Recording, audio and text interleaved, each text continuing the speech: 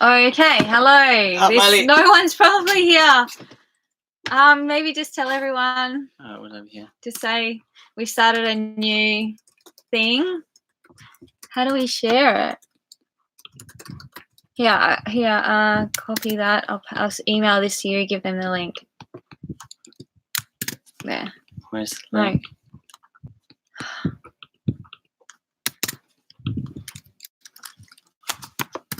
Cross live. Send. Okay, that can go away. I emailed it to you. No. Okay. Wow. It's always interesting trying to live stream.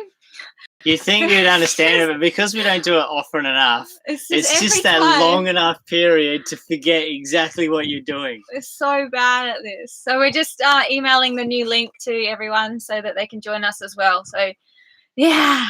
Hang on, tell some stories, Benita. Marley's right here. Ready? Hey, buddy.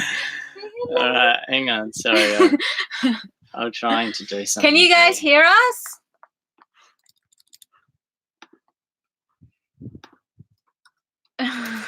Can you hear us? All right, what's going on over here, people?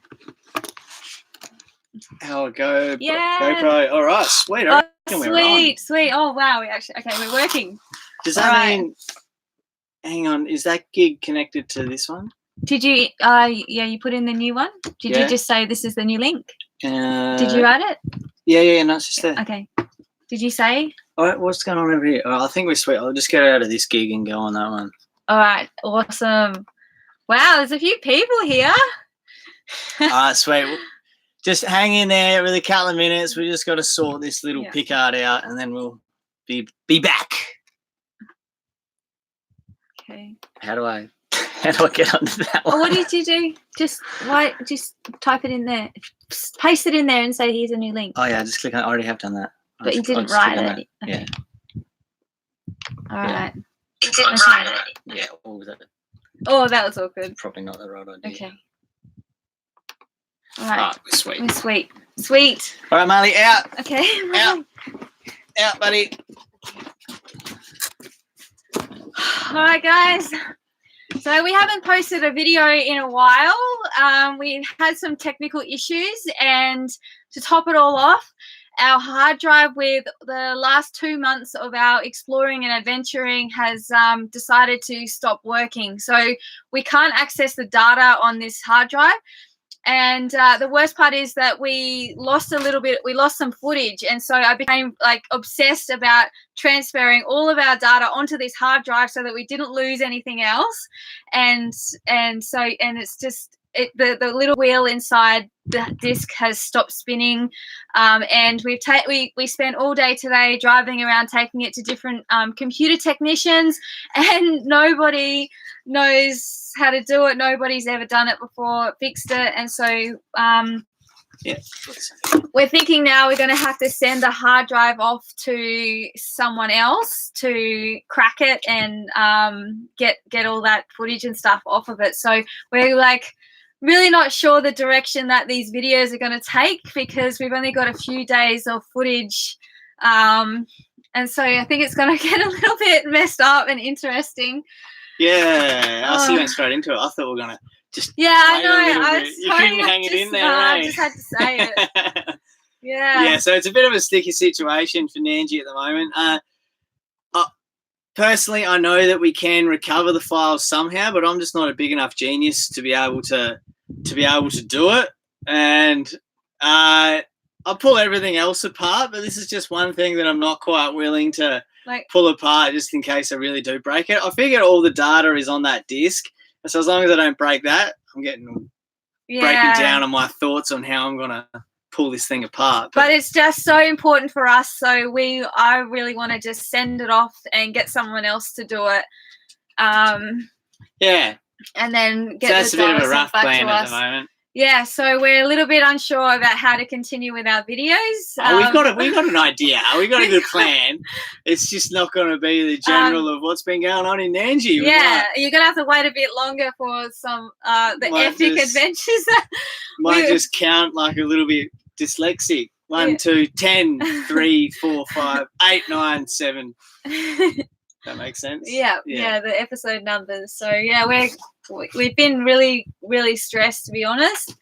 Yeah, it's been a little bit difficult. It's been a big thing for us, like, because we've been trying our hardest to catch up, so we're a little bit closer of where we were up to in our videos compared to of the content we had created already. So we were generally hanging around 4 weeks behind, but we got up to about 6 weeks, and then we had a couple of lads on board that we picked up, so we had a few days there where we didn't really do much editing, and we kind of relaxed and actually enjoyed the sailing life. Yeah, and just hung out with some people around our age and like had some fun. So that kind of put a damper on it, and then ever since then it gave us an extra couple of weeks behind, and then so we're just getting stockpiled of all this footage because we've been doing heaps of cool stuff. Yeah. It's been really hard because we'll sail somewhere and then we're like, okay, we're going to sail here, drop anchor, and then do some editing for a few days.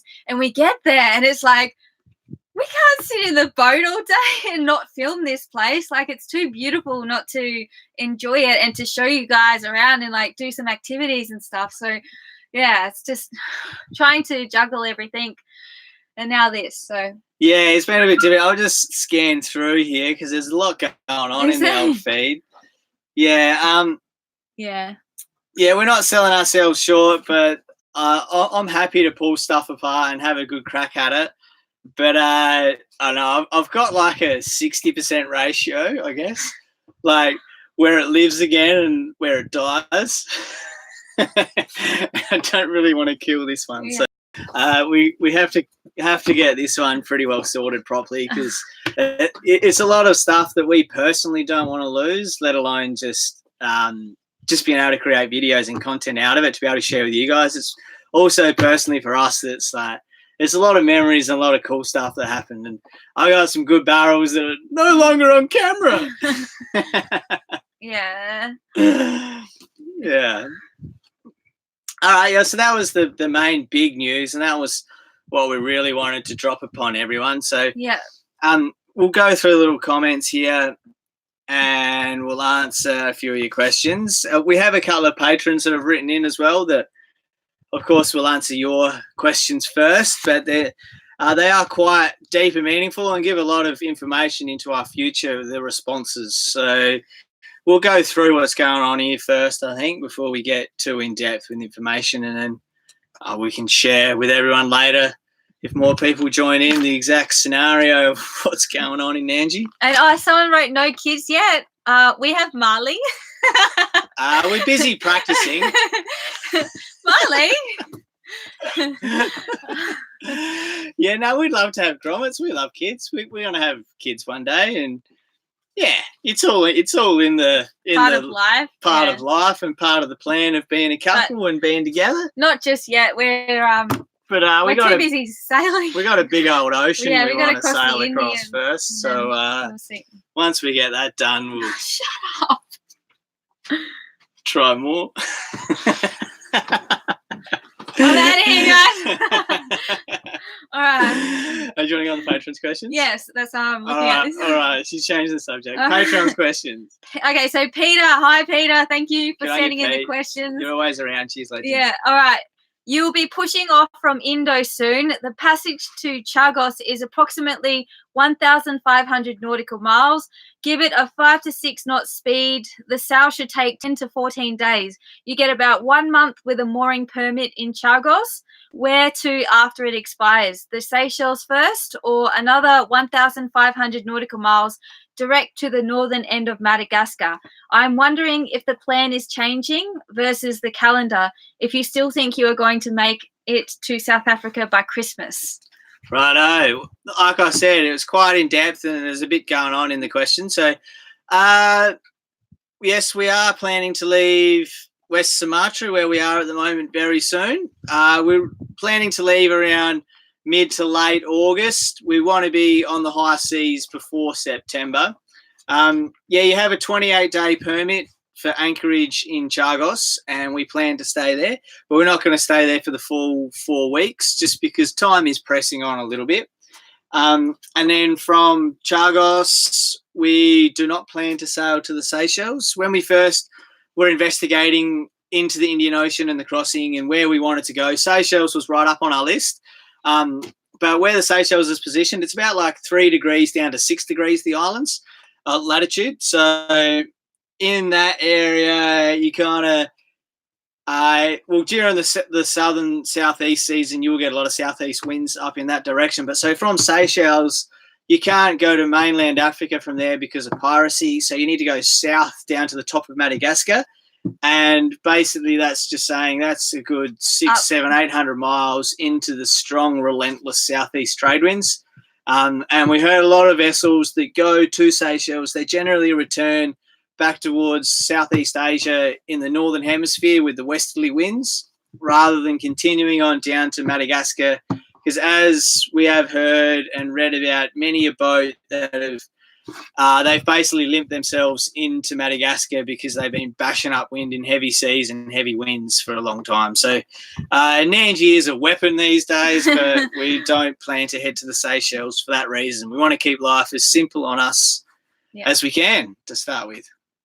Yeah. Basically. How was that? That's it. And then ticked all the boxes. Yeah, so we plan to sail to Chagos for a few weeks and then to Madagascar. And yeah, we're still trying to make it to South Africa by Christmas. So probably around Richards Bay or by all means. From where we are in Indonesia, we have 5,700 nautical miles to reach Richards Bay in South Africa, and that basically calculates before Christmas 43 days at sea from memory. And so we have 4.5 months. So we basically 1 day out of every 4 days we would have to be at sea to reach Richards Bay by December. And we plan to be a lot further south than Richards Bay. We'd like to get to Cape St. Francis, to be honest. That's a lovely little hole that we've spied, and we've been advised by the goat, absolute legend. We've been spending a good bit of time with Bob. Yeah. He really advised us upon that. It's a nice little marina, and just so happens to coincide with being just around the corner from J Bay. So just happens to be. Benita chose that port, I swear.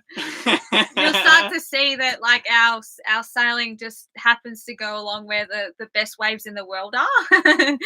Just coincidentally, That's the plan, and why shouldn't it? I say, why shouldn't it? Yeah. Yeah. And so I think that covers pretty much all of the Patreon questions. Yeah. No. So Peter also wants to know, what do you feed Marley most of the time? Does he eat kibble?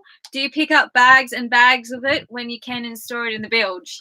Okay, so Marley eats kibble, like dry kibble, and he also eats tuna, like canned tuna. So it's actually meat and oil, so like olive oil, and then we put eggs. We put eggs on his kibble, and we put like olive oil on his kibble. He gets a lot of like raw meat when we're around, especially through Indo here. He's been eating lots of like raw chicken and then raw buffalo.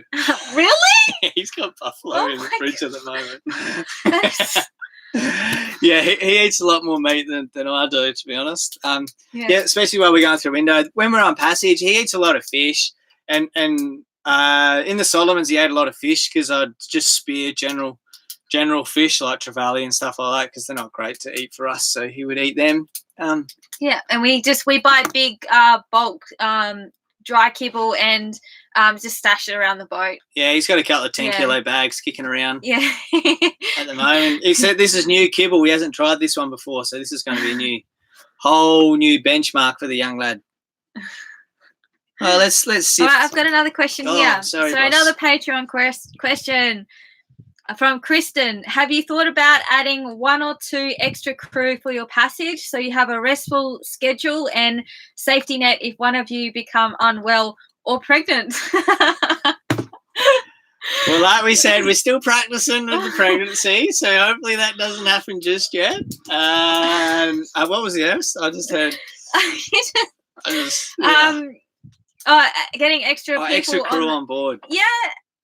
Yeah, we'd like to, but We discussed it. We'd like to just for like sailing around, but we really wanted to sail the Indian Ocean by ourselves. So it was more like a little bit of a personal goal for us.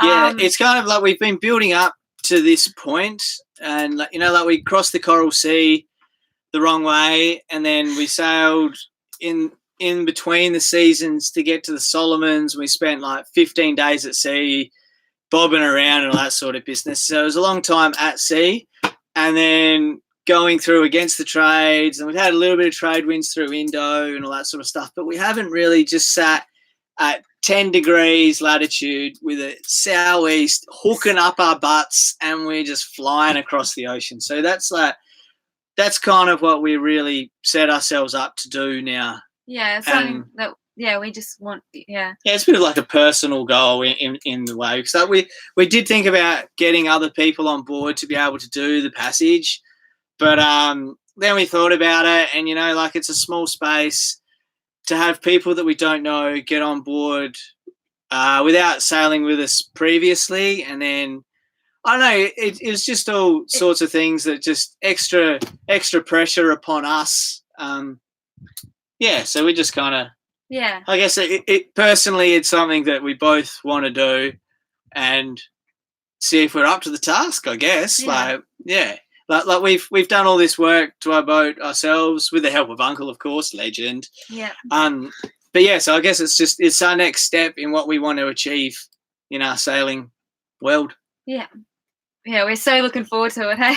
Yeah, we talk about it every day. Everything just refers back to either surfing or crossing the ocean. For like the last year, I'd wake up and I don't know, not every day, but all the time, I'd just be like, do you want to sail across the Indian Ocean, Yosh? And then he's like, yeah. And then slowly, like over the year, now he's like, yeah. So we kind of like been building ourselves up for this for a very long time. So. Yeah, totally. Yeah. Totally. Yeah, so moving on, I just saw a quick little question. Do we have any other big projects for Nandji? Well, we're pretty happy with Nandji at the moment.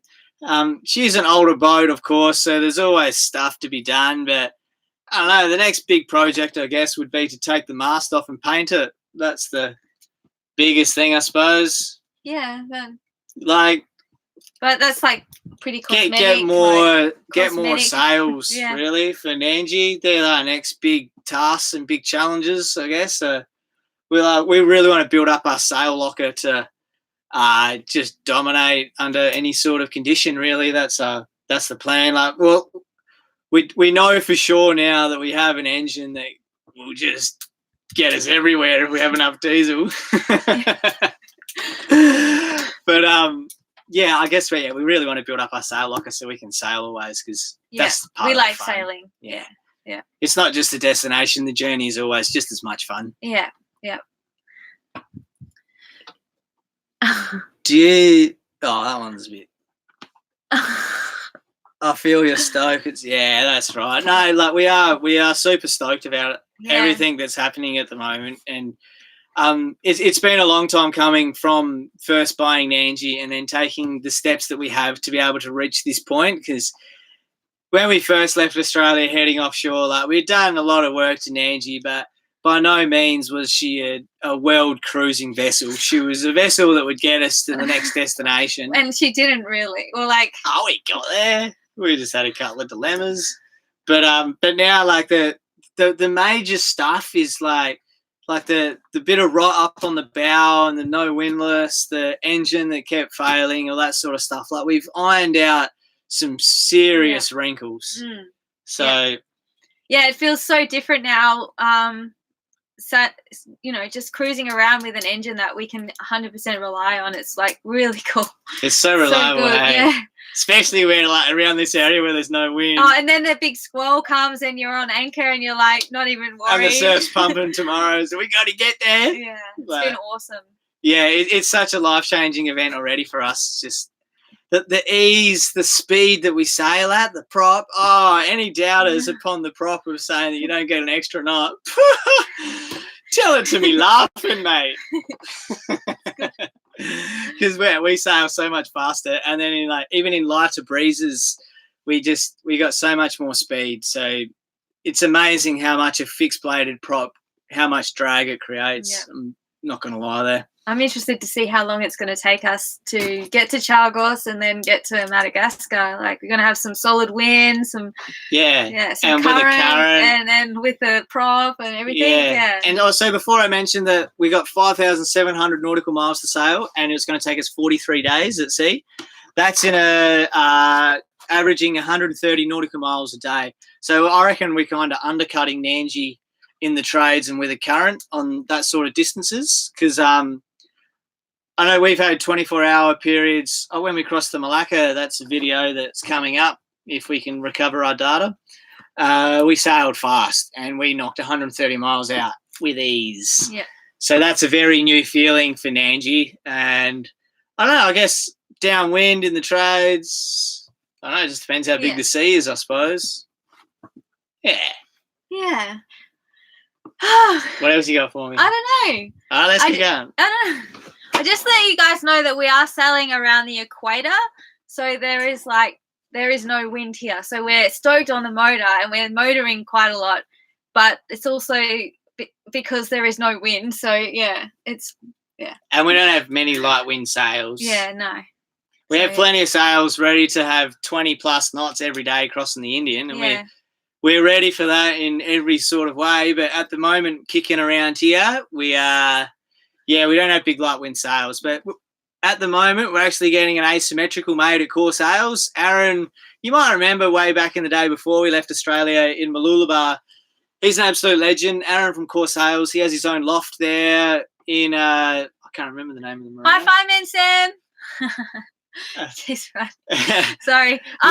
Core Sails. Yeah, Core Sails. In Mooloolaba, his loft is in Mooloolaba, and he was generous to us and invited us into his loft and let Benita use his machines so we could. So I got make a sail bag I sewed up all the sails that were sun damaged, the areas, and then I made some sail bags there as well. So he let me use his machine in his loft for a few weeks. So it was really cool. Legend. Yeah. So we're getting him to make us a spinnaker. Yeah. So he's making an asymmetrical. Yeah. We're hoping we could be able to get that over to us with friends that are coming over in the next couple of days, which is pretty exciting for us. Yeah. But it doesn't appear that that'll happen. But yeah, we're looking forward to getting a nice big light downwind sail.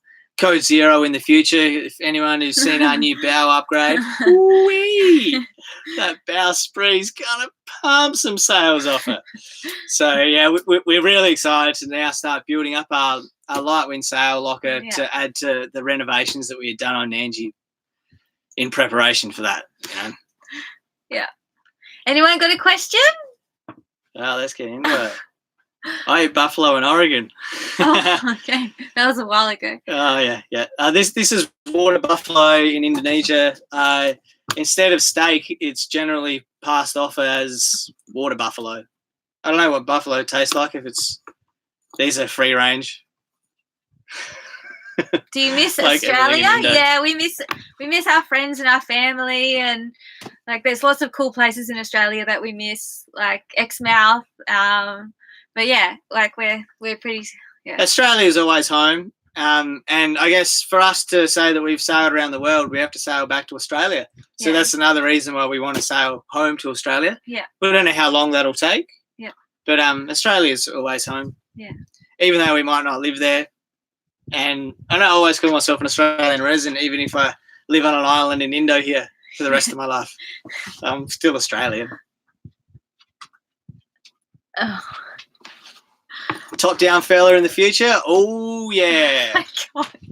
Yeah, no, that's an absolute additive that I'd love to add to Nandji. A top down fella on a Code 0. If we had a top down on an asymmetrical, stop it. But we'll have an asymmetrical in a sock. On a spinnaker halyard, and then top down is planned to stay on the Code 0. All right. What country has the best beer? Australia. Ooh, good question. Good question. They all have everywhere has a good a good drop. Everywhere has some pretty horrendous frothies, but no, we generally wean them out. Trial and error. But I don't know. We got a good beer in Malaysia at the moment that I've been enjoying from Langkawi. Soul Brew. No, Souls. All right, hang on. There's a lot going on. Stop. Okay. We're not ignoring you. What's going on? What's your question there, Carlos? When will you marry? Ah, Carlos. I don't know. Next question. It's not really on the top of our priority list. Like, we're too busy living and, yeah. We feel like we're married already, don't you reckon? Yeah, Just I don't. minus the Big party and celebration and. big rock on your ring. Yeah. Maybe I'll have to do something about that one day.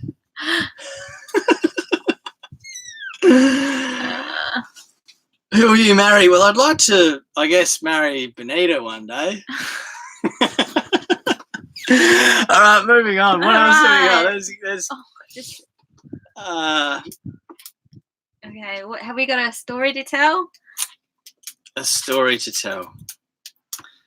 I don't know. I don't know about any stories. Well, I guess for our up and coming future, we have a couple of friends coming over. We have a friend and his girlfriend anyway coming over that are going to spend a couple of weeks with us cruising around the Mentawis. Yeah, they helped us out a lot when we first left Australia. They looked after Marley for when we first left without him. So yeah, the first 2 months of us sailing around, leaving Australia, they looked after Marley. So they dog sitted. They're looking after coming and seeing Marley again too. I'm so excited. I can't wait to film him when he first sees them and just see his reaction. We're getting the biggest stare from him right now. He's looking at us like, "What are you talking to? What's going on, buddy?" Coming up. Just hang on, look at this quickly. Hey, buddy. Oh, aren't they eyes to die for? So we're really excited to get Teebs and Tash on board. That's going to be a lot of fun for us. Like, we haven't really had any friends. We haven't had any close friends from Australia come and join us on Nandji. We're kind of at that point in life when we first left Australia that everyone has solid work commitments and have babies and families and just other lives. So we're quite excited about getting these couple of crew on board. It's going to be awesome. It's going to be fun. Teebs charges as well. He's a really good surfer, so I look forward to getting pushed into a few waves with him. Hopefully I don't hurt myself. All right, what else have we got here? And there's look on it. It's hard to read so fast, isn't it? While out and planning to set sail myself, have you got any tips on getting started sailing? And yeah, of course, to start sailing, well, as soon as you have the froth, you never realise how many people actually sail around you. Well, that was for us personally. We enjoyed the sailing, and when we were driving back in our bus to South Australia, we were like, sailing's awesome. And so we went down the dock just to go look at a couple of boats, and before we knew it, we were racing on Sunday on someone's 40-foot cruiser monohull just from saying g'day to these fellas, and then you just never know. Like, we bought Nandji, and while we're trying to sell our bus to move on to Nandji, that before we were racing again in South Australia on someone else's boat. It's just like, you don't realise actually how close. I know a lot of people like sailing, I guess. So I guess the biggest tip in how to start sailing is head down to a yacht club and just people are always looking for crew, and that's the best way, or for me anyway, of learning is just jumping on a boat and getting yelled at. And learn from the people that the best, they're racing, they're not just sailing. And that's right. But it is really intense. Like, I didn't do anything, I just sat there, and there was a lot of yelling. But then afterwards, there's a lot of beer.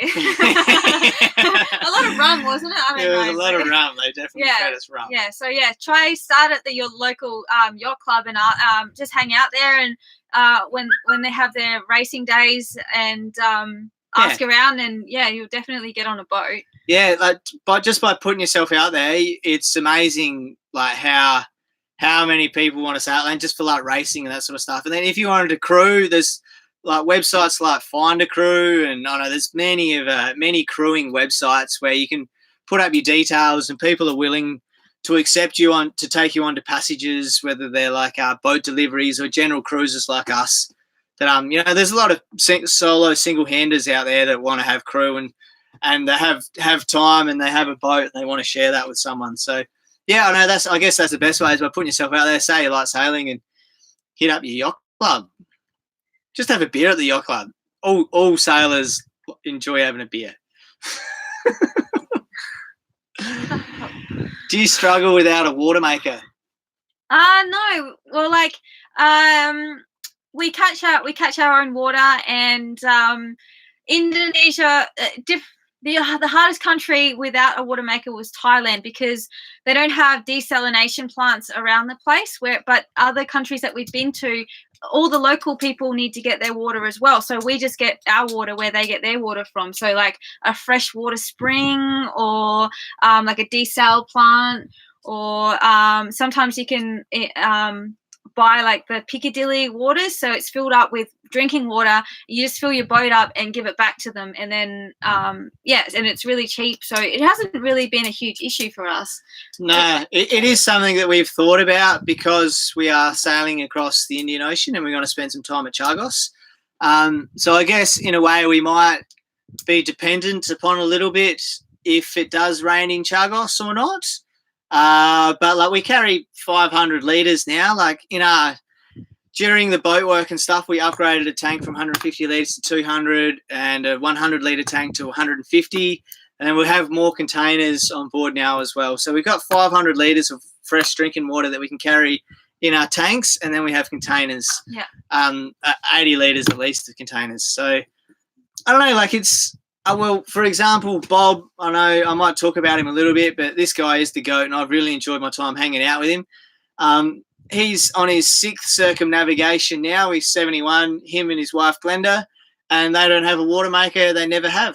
And so I figure if they can do it, we can do it. Yeah, it's doable. It's just a matter of, like, having saltwater showers, washing everything with salt water. Which we're used to doing anyway. Yeah, so it's our way of life, I guess. We're just used to being salty. Yeah. But honestly as well, it's part of the fun. Like, if we wanted to live in a house and have everything easy and accessible, we'd just live in a house. But we live on a boat because we want to have an adventure. We want to have a different way, a different lifestyle. We want a simple life. We don't want to have all the bells and whistles. For us, it's part of what makes sailing is those extra little challenges and the satisfaction that comes with catching water.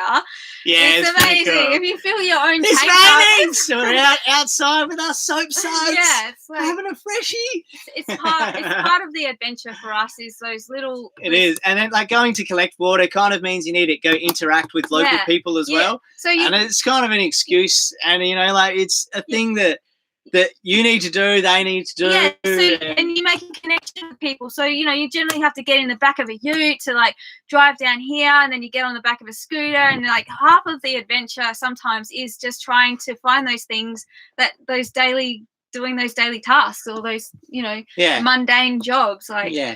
Like don't doubt me, a water maker would be great, but it's just not.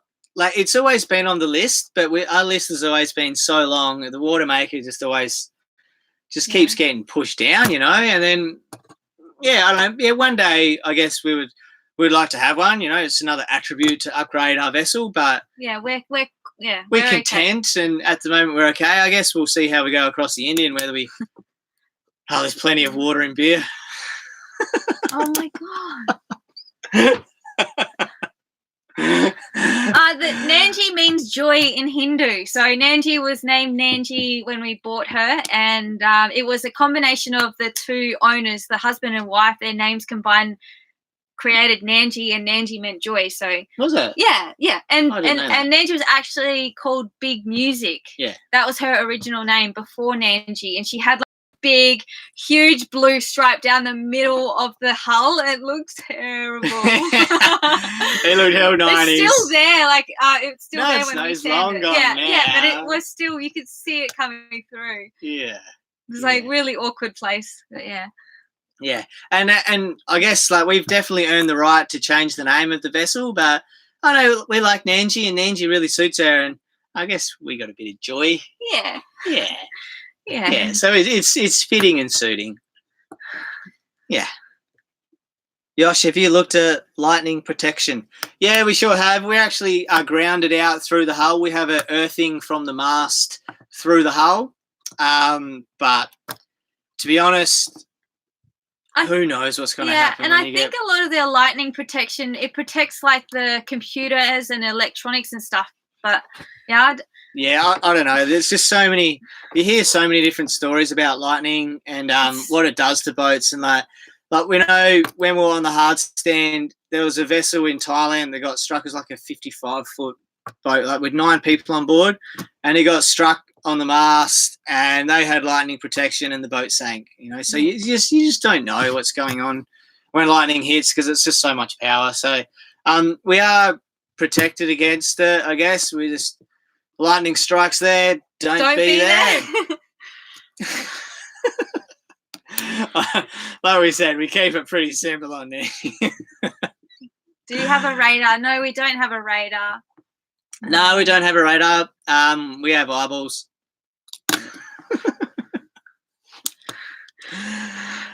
Back to our take air, guys. Thanks, SV Tukumi Finn. Good name of your vessel, mate. Thanks for joining in. What are your monthly costs and how much outlay in the beginning for a boat like Nandji? Oh, that's a really intricate question. That's a kettle of fish, my friend. That might be a time for an answer for another day, my friend. I live full-time in an RV and have similar... I'm not sure what that says. Greg Souza, always good to hear from you, mate. You're an avid follower, legend. I bet you're enjoying your new motor. The install came out beautifully. Yeah, thank you very much. It did. We are very stoked with the new motor. We've been putting it through its paces. That is for damn sure. Yeah. I'm already up to the 250-hour service. So before we go anywhere, I'm going to have to do that in the next couple of days. Yep, the equator has not been treating us very well with the wind. So. No, but it's been treating us well for running in Fang, and Fang is oh so delicious.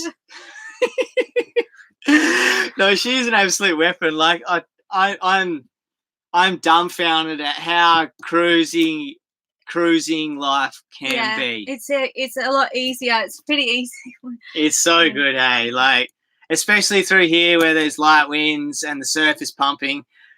Now that we have a good anchor windlass and new engine, let's just pick up the motor and motor over there, go surf, pick up the anchor. We'll go in here for protection for the night. Like it's just the ease, the comfort, and the enjoyment that it gives us. We had a big squall come through. Just start the motor. Yeah. Just sit there. It starts the first time. Like you know that you can power against the wind if you need to. Like. Yeah, we had a smoke in Sumatra the other day where it was blowing 40 knots plus at anchor, and we were anchored like reef was within 20 meters all around us, sort of do like we'd anchored like pretty perfectly. It was a nice little spot, but if we had any sort of drag, then we wouldn't have been in a happy place, and so we seen the squall coming and everything, which was nice, and we just sat upstairs, turned the motor on, and just watched it and enjoyed the howl and the horizontal rain. Like it was. Yeah. There was no stress at all. There was no stress. It was cruisy and really easy. Good. Like, very happy. And the way it's gone in and the way you never know, like because we installed it ourselves. And so I am pretty confident in getting stuff done, but, I still did it. I've never done it before. So you just don't know what's going to happen. But it's perfect. Our alignment is sweet. Sigma drive all the way. Shafts operating. We've had a few issues maybe with the prop. I'm thinking it's the wood in the keel because we're getting a little bit of cavitation between 1600 and 1900 revs. So that's something we'll have to look at in the future. So I guess when we get to Africa, we might do some mods on the keel. But otherwise we just stay out of that RPM range and we're good. How did you meet? So we met with there you go. That's nice. We have mutual friends, and so we moved like in the similar circle. Like these are our friendship groups. They kind of mingle like this. And we'd sort of known each other for like, Yosh drove me home when I was 18. After a party at my place. Party at his house. I didn't know who he was. I didn't know. I was like, get out of the house. And then we like thought about it, but that was you. Oh, but yeah. And so we, our friend had a drum and bass night. He was DJing, and we both went, and we danced with each other the whole night, and we've been together ever since. Yeah. So like we got along so well, and we just wanted to spend like every minute of the day together. Like we were really gross. Yeah, that gross we're in couple. the bubble. Our friends called us the bubble because we were always together, and yeah. That was deep. Yeah, but we're still in the bubble. Like we're super stoked. I guess that's why we can get along and be able to live in such small spaces and work together and do everything together. Like so, it was a good match. Yeah, we're pretty lucky in that regard. Yeah, I'm pretty stoked. I've got the boss. Yeah, I put up with him. Yeah, I guess that's a big key thing as well, is that we know our places. Like I'm the captain and she's the boss. Yep.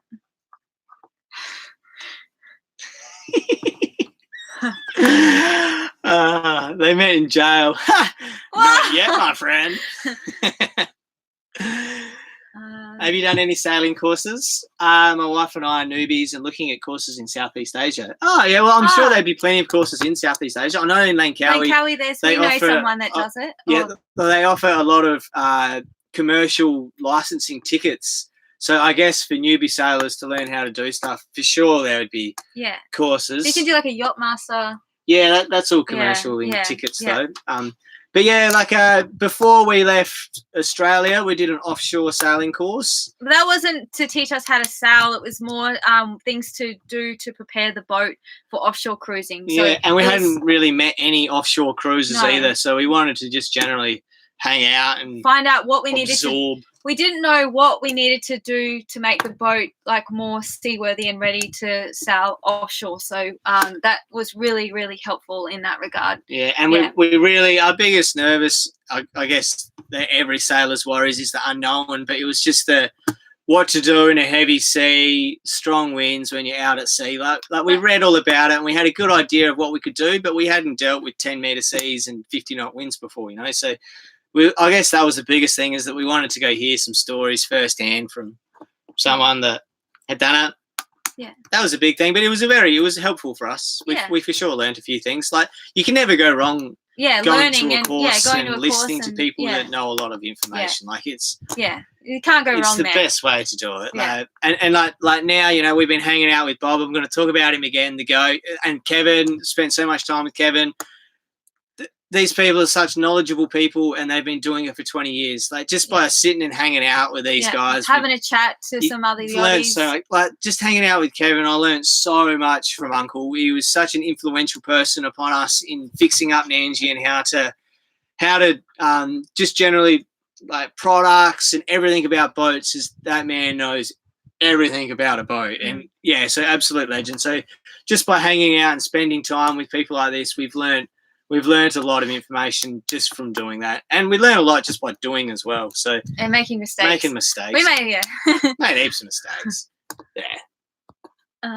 If you're going to start again, would you do it with the same boat or get something that you don't need to refit? Nandji all the way. The lessons, like I think I said it in a video, that like we learned so much from having to fix that boat up and this boat up, and so I think if we just we're not sailing offshore with a perfect boat, then when things do go wrong, like you're not going to learn. You're not going to know how to do anything. Personally, for us, Nandji, being an old boat and everything breaking, has been valuable lessons in us becoming better at what we're doing and feeling more confident and feeling safer. Yeah. So I would not change it at all. I don't want a brand new boat. Then we just have to go. All boats have issues as well. We had a brand new boat, then we're going to have to learn all the new problems and fix the new problems that break. At least with Nandji, we know what's going on. I know every inch and millimetre of this vessel. We're confident in doing the work ourselves. I'm not saying we have met, like, for example, another yachty, and if anything goes wrong with the engine, they don't even touch it. They get someone else in to come and fix it because they don't have the confidence to be able to pull things apart. And so Nandji has definitely Yeah. given us confidence in drilling holes in boats. No, like at first with Nandji, refitting it and making it better, like it was nervous. Yeah. And I was scared shitless. I'm not going to deny it. And just from that, I guess we've just learned a lot, and it's made us more confident. And like I feel a lot more confident going into a big open ocean crossing now that we can fix anything, as compared to what I would be with a brand new boat. Basically, that's yeah. So, in other words, no, we love Nandji. We've always loved Nandji, and Nandji all the way.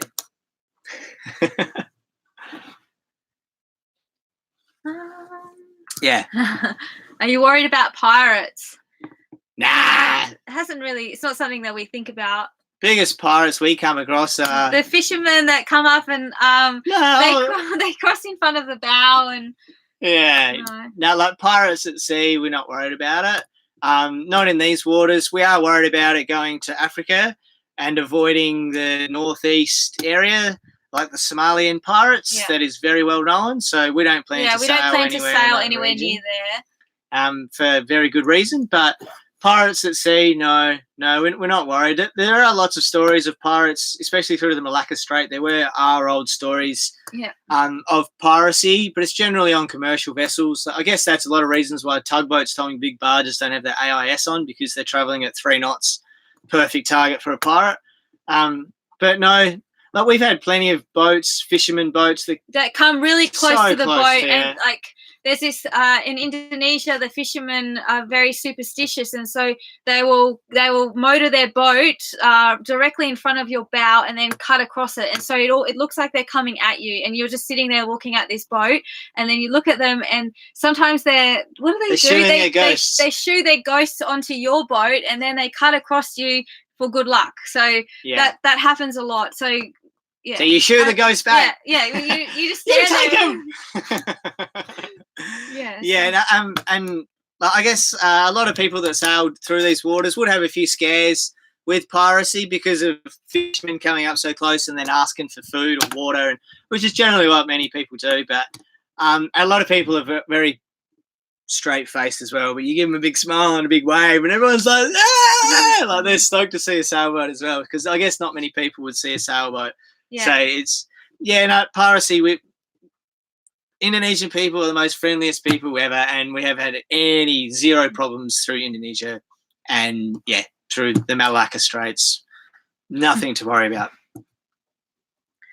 Are you going to go over your rigging before crossing to Africa? Yeah, of course. We're going to go over everything. Yep. No, well, we replaced our rigging before we left Australia, so our standing rigging is it's 2 years old. 2 years old, yep. And we're putting in a secondary halyard, head sail halyard that'll just sit there because we've snapped our head sail halyard twice now, so we'll have a secondary backup just in case. But otherwise, basically all our sheets, all our running rigging has been replaced when we're in Langkawi. And our standing rigging is 2 years old. So we'll go over everything and make sure it's all pretty tight and all that sort of stuff. But we did all that because we had to drop the backstays off when we left the marina, or the boatyard, Yeah. So we've had to retighten and retension all our rigging anyway, which was done only a couple of months ago. So, but yeah, every day on passage, I'll check the rigging. I'd have a boat waltz around and look at everything, like that's just one of our standard little tasks that we do on passage. So, no, we're confident that Nandji is equipped, solid, ready to go battle in the high seas. Yep. Yeah. Oh my God, those boats are no IS, the cutting across thing in Indo. Yeah. It's hectic. It's crazy. It's hectic. Like the hardest thing going through the Java Sea was tugboats towing barges that are like a kilometre behind them, and the barge have no lights on them. And then you try to speak to the barge operator or like the tugboat operator on the radio, and they don't answer. You just really have to be wide awake at night time. It's difficult, but hey, it's part of the fun. All right. Please don't get stuck in the Caribbean forever like every other YouTube couple. No, the Caribbean's going to be cool and nice, but for us, the Caribbean is right there next to the Pacific, and we do plan to spend a lot of time in the Pacific in the future. Yeah. But hey, there's a few oceans in between. Yeah. We're just concentrating on getting over to Africa because who knows, we might be stuck in Africa for a couple of years. Oh, don't say. But I'm so excited to get there and everything in between. So there's a lot going on in our world for the next year, enough to worry about what's going on another ocean away. We are, where are you now? From Michael, we are in Padang in Indonesia. So In West Sumatra. West Sumatra. So we're like on the border of the Indian Ocean. Yeah. Sort of. There's a little island there in front of us. We're at about 2 degrees, I think. Are we 2 degrees now? I think something like that. 1 or 2 degrees south of the equator. In Padang, this is where we're going to pick our friends up from. And this is where we'll exit. Yeah, this will be the city where we clear out from. We've just done a visa extension here. That's why we've come in here and timed it so we can pick up our friends from here. Yeah. Yeah. All right. Do you think that's it? How long are we going for? 50 minutes? Nah, we'll go 10 minutes. Right. We'll clock this off at a solid 60. How do you handle healthcare while on board? Well, I used to be a doctor in a... You reckon I could pass? Shut the hell up. Doctor, shut up. We're both first aid trained through our previous employments. We have like an extensive first aid kit. Yeah, we have a lot of antibiotics on board, and we carry a lot of penicillin. Yeah, we have penicillin on board even as well. We have a lot of like bandages and just generally antibiotics. We have heaps of antibiotics. Is our biggest thing because infections don't mess around with infections, as my mum told me. Yeah. But yeah, otherwise, like we have a well-stocked first aid kit, and we always try to keep that well-stocked. And so I haven't got a stitching needle though. That's one thing I really wanted to practice is stitching because I like to surf, and we surf on some pretty shallow coral reefs. And I'm waiting for the day that I have a little bit of a whoopsie and I get a little bit more cut up than just a scratch. So whenever anyone near us gets a cut on them, Yosh is in there going, "Do you want me to stitch you up?" I can stitch you. He's never done it before. But I'm willing to learn. I just needed someone to be my crash test dummy. When we had super glue. Yeah, super glue works really good. And we got like butterfly clips and that sort of stuff. So super glue and butterfly clips go all the way. But hey, come on, man, I want to get that needle out. When we had the lads on board, one of the boys cut his ear with the surfboard fin. Really gave him a slice, cut his cartilage. Probably shouldn't spoil the video, but yeah, he didn't let me stitch it.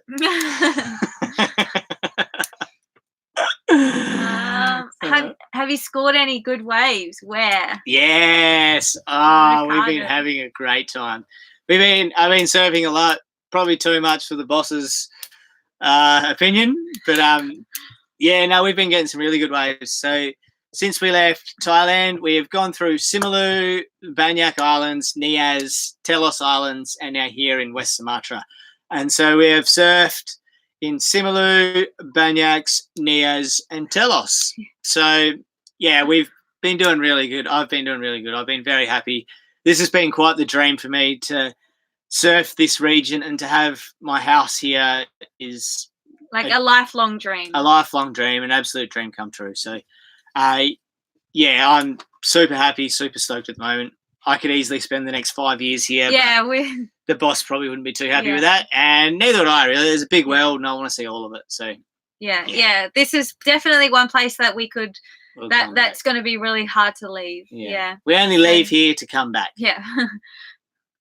Yeah.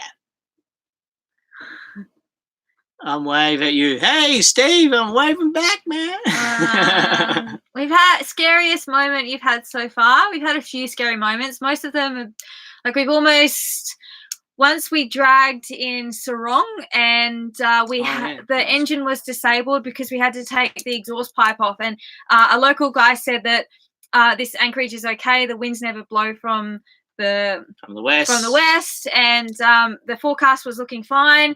So we said, okay, today's the day. We're going to take the exhaust pipe off, and we took it to get fixed. So the engine was disabled, and then this squall blew through, like it was a storm. Actually, it was all night and the next day as well. So heavy. And we until Nandji was sitting in below 2 meters of water. So Nandji's 1.4 meters, and the Nandji was bucking, like the solar panels were almost hitting the water, and so and it was high tide, and the tide was going out, so we had to move the boat somehow, and we pulled up sails. And then pulled up the anchor by hand. Yeah, Josh pulled up the anchor by hand. We tried to sail up on the anchor, but it's like if you pull the anchor, it was just so scary. It was a difficult time. That was pretty rough. And then our other, probably for me, the other most scariest time was on our way to Langkawi. And, of course, it was on Christmas Day night. We dragged anchor again in a 50-knot squall because there was too much rubbish on the bottom and it was fouled. And we just had so much luck that in the estuary or the river creek that we're in, the current was flowing out at 4 or 5 knots against the wind that was blowing 50 knots. So we had dragged against the current with the wind, but then we managed to get the motor started just before we hit an island. Just before we hit land to then motor with the current against the wind. We dragged like 500 meters through the middle of boats. Like, I don't know how we didn't hit anything. Yeah, it was just luck that we didn't hit anything. So, yeah, that's probably the 2 scariest moments. So, I guess for us now that, like we said, with that heavy Sumatra squall the other day, we didn't drag and we just had the motor running and we were seriously just so relaxed. There was nothing going on. We're like just looking out of the horizontal rain going, wow, that's hectic. Yeah. Yeah. Any more questions? We need a couple more questions before we finish it off. We've got 4 minutes and 44 seconds. Hi guys, it's about 8 in Melbourne, Australia at 12 a.m. Oh wow, sorry it's so late in Aussie. We kind of forget about that. I tried ringing my brothers and my mum at like 8 o'clock here at night, and then I realised that they're probably very much asleep. Sorry, family. All right. Well, what do you got there for us, boss? I guess, the biggest thing is that now there's a few people watching. We'll go over the reason why we did this live chat was because we've had some issues with our hard drive. You can tell the story. Say what's going on. All right. So for everyone that missed it, because I got too keen at the start, our videos. So all of our future video data is on a hard drive that has decided to stop working. So the little disk inside it has stopped spinning. And so we're not able to access that data. And about a month ago, or maybe a month ago, we had an issue where we lost footage on an SD card. And so I've been obsessively putting everything onto this hard drive, and now it's decided to stop working. So we went around today to all the technicians we could find to see if someone could recover it, and they don't have the training to be able to do that. So we're going to have to send this hard drive off to somebody else, probably to Australia or whatever, probably to Australia, to recover the data so then we can make the videos. So we have a few days of footage where we can start making videos from now, but it's going to be a little bit... Yeah, it might get a little bit confusing. We'll try our best to not make it confusing, but we have a video coming out tomorrow. Stay tuned. Yep. But yeah, there will just be... It's going to... After that, we'll be getting creative with our content. Stay tuned.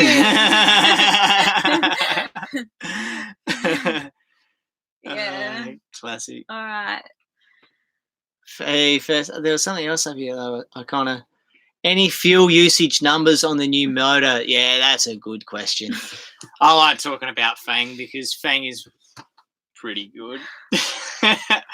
Yeah, so doing it about 5.5 knots, 5.5 to 6 knots at 1400 RPM, we use 2.5 litres of diesel an hour, which is pretty good. Yeah. Which is very good, to be honest. Less than the old one. Yeah. And the other night we had quite a heavy squall with confused seas, and we were bashing straight on into it, into 25 knots, pitch black darkness at night.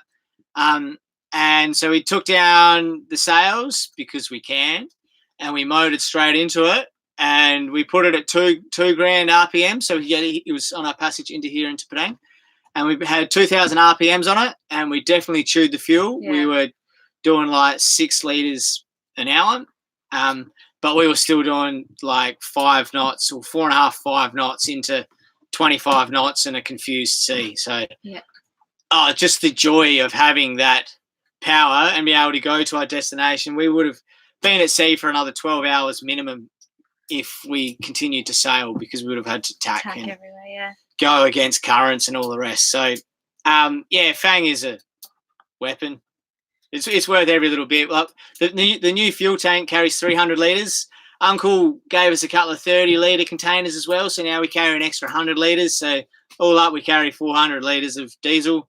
So with that, motoring at 5.5, or say 5 knots at 2 litres an hour is, off the top of my head, a long way. Yeah. Okay. Oh, well, that's an hour, so we've got time for one more. How old is your doggy? Marley is 6. He's 6, eh? Yeah, he's 6. He's 6. He's 7 in October. Yeah. So, wow, he's getting old. That's I think he's 5. I can't remember off the top of my head. Maybe he's 5. Maybe he's turning 6. Yeah. Normally, this is something I know. I don't know. I know. I've got stage fright. We've been together for 7 years, so he'll be turning 6. There you go. He'll be turning 6 in October. Yeah. Yes, we are very well. Thank you very much. Yeah. Thanks for the love. All right. How does it feel not to breathe diesel fumes? Oh, my friend. Oh, my goodness. Every time we start motoring with the old engine, I just start to feel sick. I think my body had too much of it, and this lightest smell of it, I'd have to just go and sit up on the bow, or like I'd try to drive with my foot. So I get my foot up on the wheel and stick my head over the side so that I can breathe the fresh air. It was so bad. Yeah, no, it's... And like you're just constantly worried about like this, like the engine room, like fires in the engine room, and like is there water still coming out the exhaust, and then having to make sure that like listening to the noises, and it's just like on the edge of your seat the whole time you're motoring because something was going to go wrong.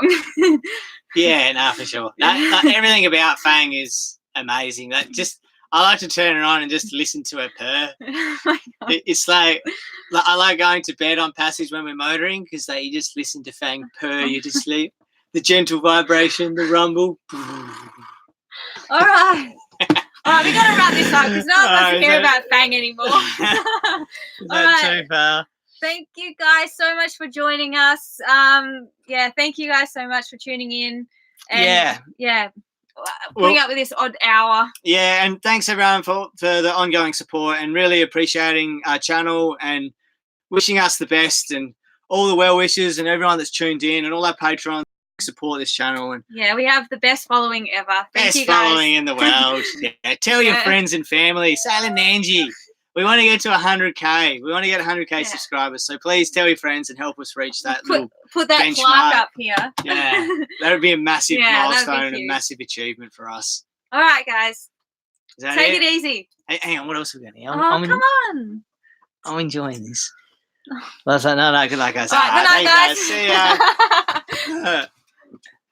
Marley, up here. Come on. Up here. Say goodbye to everybody. Hello.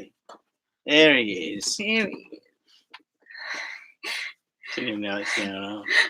Hey, puppy dog. Thanks very much, legends. See you guys. Catch ya.